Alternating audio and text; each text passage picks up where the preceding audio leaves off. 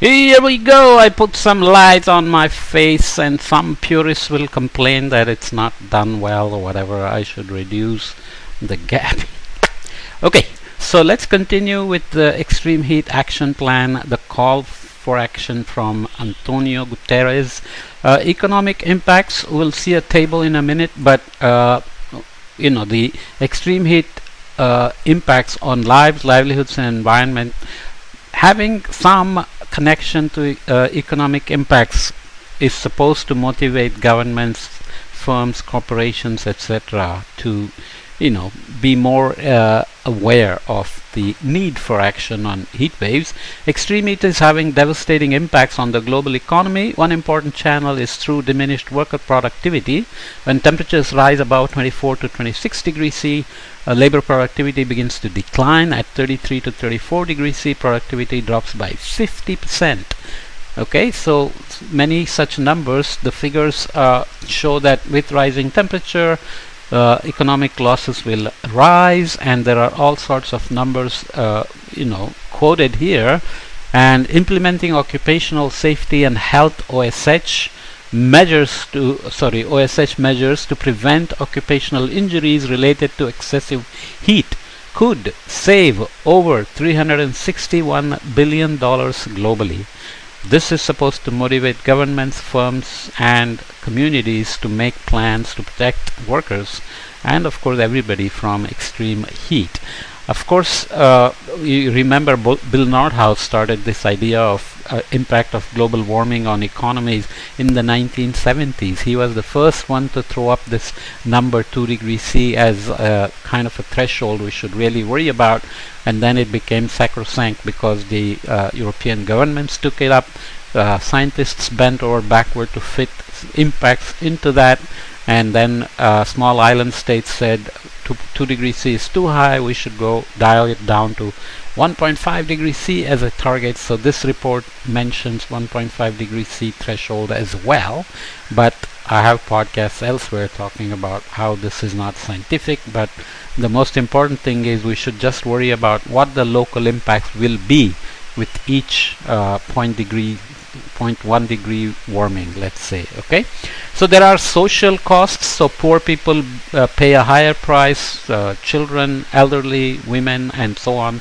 And healthcare sector, often they are not ready for crisis management, let alone resilience and preparing.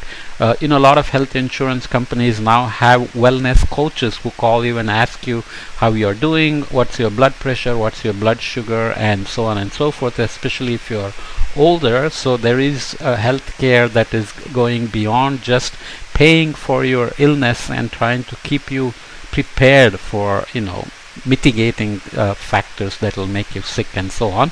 Education, of course, there are lots of claims now of number of school days closures increasing and kids missing school, and a lot of people highlight this, and there is no doubt that number of, if duration, frequency, and intensity and area covered by heat waves are increasing, then school closures will increase. So number of school days missed is increasing, and then you have to see whether that's specifically worse for poor people because schools they go to are not protected against heat waves, whereas rich kids may be going to schools that are better protected, and so on. Agriculture and food, no doubt at all that crops and irrigation, water requirements, yields, everything is going to be affected by extreme heat. So if extreme heat events are increasing, impact will show up in agriculture and food. Storage requirements, spoilage, waste, everything is going to go up. Environment, loss of biodiversity, wildfires, droughts exacerbated, and so on and so forth, and increasing demand for humanitarian assistance. If Pakistan or Bangladesh or some parts of Africa get hit with 50 degrees, 52 degrees, and large scale debilitating impacts happen, there will be demands for humanitarian assistance. Energy impacts, of course, cooling accounts for almost 20% of global electricity consumption. And the projections say, based on current policies, between now and 2050, the installed capacity of cooling equipment globally will almost triple, resulting in electricity consumption more than doubling. Okay, so we often focus on extreme heat and cooling requirements and warming, chronic warming and increased air conditioning demand, but there are also numbers that the heating costs are also very high and often much higher than cooling. So we have to also keep an eye on that, because if you remember the impact of Russian invasion of Ukraine, Europe started burning more coal and started saying natural gas is a low emission fossil fuel, so some fancy footwork was done to deal with their winter heating requirements. So we are all in this together. Infrastructure and built environment, of course, has an impact from extreme heat. So there is an urgent need to evaluate the resilience of critical infrastructure and the built environment to extreme heat and adopt measures to gradually strengthen their resilience. This is easier said than done, because resilience means you go beyond crisis management of heat waves as they occur and plan for the future. So you have to plan these resilience ideas into building back better when there are reasons to build back after, say, natural hazards, or build better when there are new infrastructures coming up. But those things have to be accounted for in the budget, in the fiscal policies, and so on. That's not always easy. Okay, so there are lots of ideas on how to create buildings that are heat trapping, reduce heat trapping and ventilation, vegetation, energy use, and so on and so forth.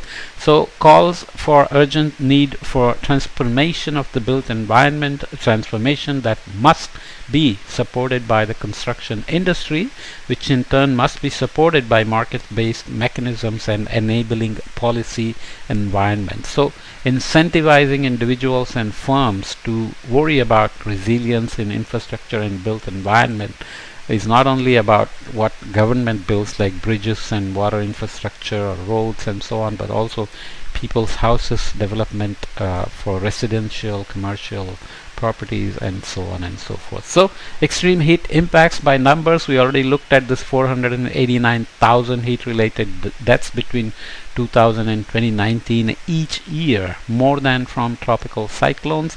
80 million working hours, equivalent to 80 million full-time jobs, could be lost due to heat stress by 2030. That's just a few years ago. And there are it was 12% of all food produced is lost due to a lack of cooling. This is a deadly impact. In fact, 9.1% annual so that's an annual 1 degree C increase in temperature leads to a 9.1% increase in poverty. There are uncertainties in doing these because there are many assumptions, but that's not the point. If there is a risk, what are you going to do about it? What actionable information can come out of this at local scales? Triple the installed capacity of cooling equipment globally will almost triple by 2050. So unless you have renewable energy and refrigerants that are not greenhouse gases, this can be a deadly feedback. More than 80 million students are impacted by worldwide school closures due to heat in 2024 alone. Extreme heat solutions then, scaling up heat health warning system in 57 countries alone can save about 98,314 lives per year. That's a very specific number, but whatever the uncertainty, it's a large number. Occupational safety and health measures can save 361 billion a year in medical and other costs.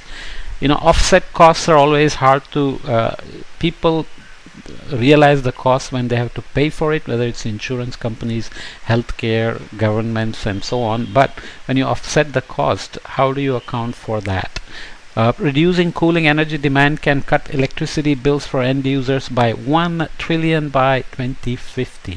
Okay, sobering numbers obviously re-emphasize the need to care for the vulnerable and call to action on extreme heat, which I will do in the next podcast because it's a nice separate topic, and I will leave this here. But remember, we are doing this in multiple podcasts. So I said it's only a 20-page report, but if I do it properly and provide all the main points, it does end up being almost a 1 hour seminar, so that's okay. I've split it into little podcasts so you can watch as you please, or just watch one podcast and not all of them together, and so on and so forth. Let's come back and wrap it up in the next podcast then. Okay.